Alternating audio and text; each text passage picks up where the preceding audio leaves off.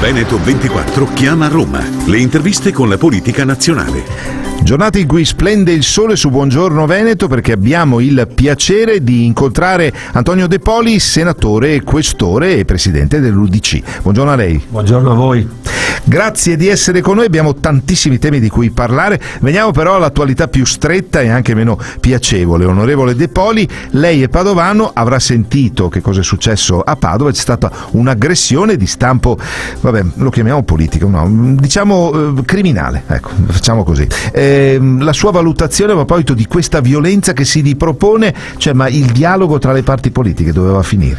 Ma io credo intanto piena condanna per l'aggressione fatta appunto dai centri sociali, dal Pedro in particolare, rispetto anche a un'altra forza che è quella di estrema destra, diciamo. Però stavano facendo un banchetto, quindi pienamente legittimato, con tutte le autorizzazioni, non stavano facendo nulla di male, e ritornare indietro di decenni nello scontro politico proprio credo che sia un aspetto veramente negativo, soprattutto per i bambini e le famiglie che erano lì in Prato della Valle, che stavano vedendo quello che stava succedendo di questa aggressione. Veramente piena, totale condanna e totale, anzi condivisione con le forze dell'ordine, che ancora una volta prontamente sono intervenute e hanno anche preso tutti i 22-23 manifestanti, questi chiamiamoli manifestanti, aggressori, non so bene la parola, però ecco, e li hanno tutti ben portati in questura per tutti gli accertamenti del caso. Però voglio dire,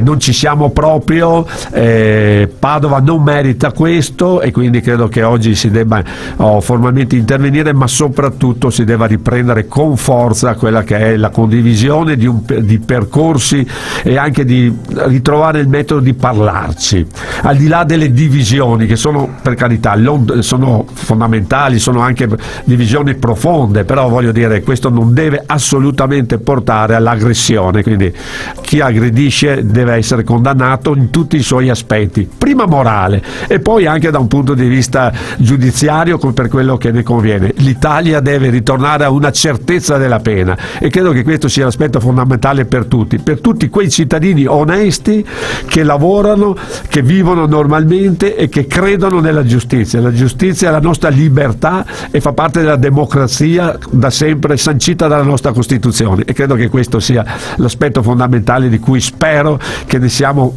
tutti, o comunque la gran parte dei cittadini sono convinti, d'accordo su tutto questo. Onorevole De Poli, poi l'aspetto preoccupante, lo ha sottolineato lei, oltre 20 persone, cioè era una specie di piccolo esercito, ma poi era costituito non solo da persone del luogo, ma anche da persone di altre città, c'è un'azione coordinata da altre città, cioè, quindi è proprio stato un qualcosa che è stato organizzato per tempo, c'è una roba, vorrei dire quasi inverosimile, no? Cioè, se stiamo pensando ancora che siccome c'è un banchetto di qualcuno che non condividiamo rispetto alle proprie idee politiche, allora ci organizziamo, vediamo giù in rappresaglia un gruppo di persone, 22, 23, 24, cioè, quindi non 2-3, cioè un gruppo forte appositamente per aggredire. E credo che questo, ribadisco, è veramente, per usare parole etiche, inverosimile, ma va condannato con molta precisione, non può essere lasciato lì, perché sennò, se non viene condannato con tutto quello che ne consegue, qualsiasi può fare qualsiasi cosa. Poi vediamo i ragazzi i giovanissimi cosa fanno all'interno anche della nostra città, e non solo. Quindi voglio dire, questi aspetti devono essere assolutamente fermati, perché sennò corriamo il rischio che poi vengano emulati anche da chi chiaramente oggi per caso pensa che si può fare qualsiasi cosa. Non è ammissibile, assolutamente. Quindi ferma e totale condanna. Sì, stiamo parlando di qualcosa di grave che va ad appesantire una situazione che già di per sé, da un punto di vista congiunturale, è difficile per la nostra quotidianità. Per questo torniamo al ruolo istituzionale e politico che lei rappresenta, onorevole De Poli, per avere anche il polso della situazione romana, dunque del governo. Quali sono le misure che da Roma si stanno cercando di adottare per venire incontro alla problematica del caro energia? Ma questo è un altro dei problemi che l'Italia ha. Noi sappiamo che l'Italia è uno dei paesi che purtroppo ha più bisogno di gas e di conseguenza di energia rispetto a molti altri paesi dell'Europa, e credo che questo aspetto sia uno degli aspetti fondamentali.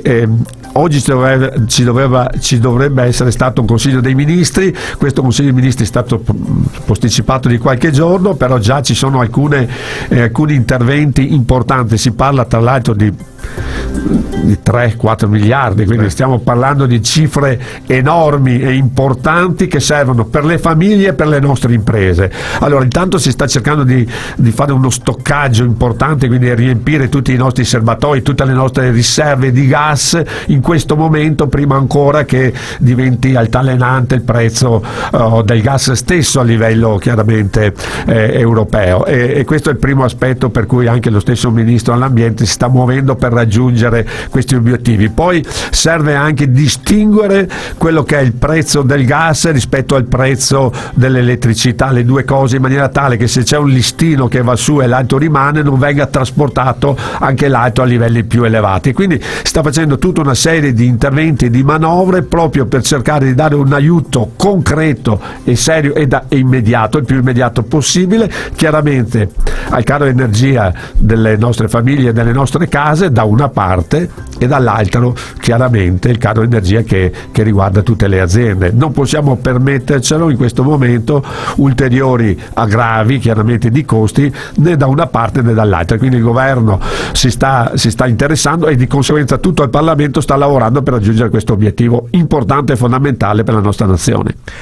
Per concludere, chi ci sta ascoltando, ricordiamo che a Buongiorno Veneto abbiamo il piacere di ospitare Antonio De Poli, senatore questore e presidente dell'UDC. Onorevole De Poli, un dibattito che ha animato la scena politica e non solo recentemente, cioè si è tornati a parlare di questa legge sul fine vita.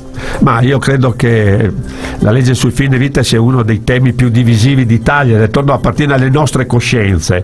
Quello che è successo in Toscana con la legge del fine vita ha fatto riaccendere i riflettori, e altrettanto con quello che le dichiarazioni del nostro presidente della regione Luca Zaia. Io credo che su questi temi si debba intervenire a livello nazionale, ci deve essere una regola nazionale, ma comunque oggi più che mai è necessario che ci siano le cure per le persone. Io sono per la vita, quindi a prescindere da qualsiasi cosa, quindi la persona deve essere presa in carico a 360 gradi dalla nascita fino a tutto il suo percorso. Per quanto riguarda chiaramente chi ha problemi importanti, bisogna aumentare tutti gli sforzi e quindi le risorse, e non solo, per raggiungere gli obiettivi di avere una maggiore attenzione con le cure palliative alle persone, gli hospice, quindi prendere le persone, curarle, portarle, accarezzarle, passatemi questo aggettivo, accarezzarle con un sorriso anche, però portarle fino a tutto il proprio percorso della vita. Toglierlo prima credo che sia un aspetto che oggi, per quello che mi riguarda, non lo condivido, e io credo che bisogna aumentare tutte le cure sanitarie, sociosanitarie e sociali, quindi quella che è la presa in carico della persona in tutti i suoi aspetti fino al raggiungimento del suo percorso della vita e che ci lascia per un altro mondo.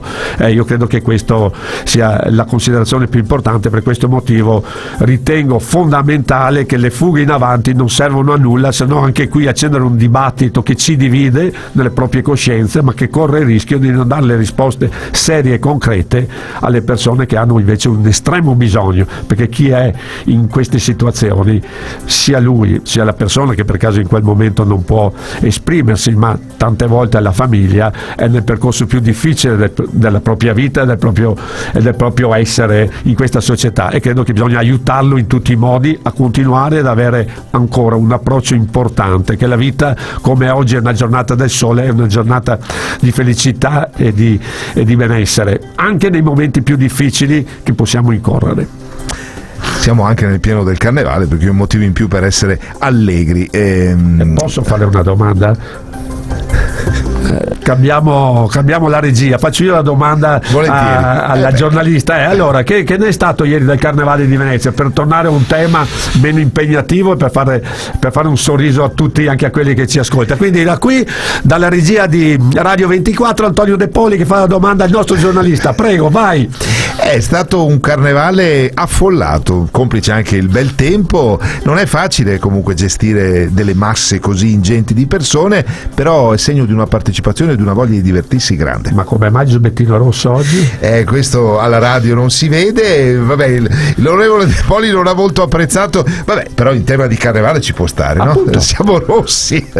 Stiamo scherzando, anche nei temi più importanti, più seri della vita bisogna intanto sorridere, mi sono permesso di fare questa cosa perché è giusto e corretto che la vita è la cosa più bella che abbiamo, col sorriso negli occhi, nelle labbra, in tutte le parti del nostro viso. Ha fatto benissimo Antonio De Poli, senatore, questore e presidente dell'UDC, che ci ha deliziato ancora una volta e anche con questa chicca conclusiva. Il Giubbino Rosso sì, lo teniamo fino al 4 di marzo, fine del carnevale, che poi è anche la data di nascita di Lucio Dalla. Grazie onorevole De Poli, buona giornata e buon lavoro. Grazie a voi.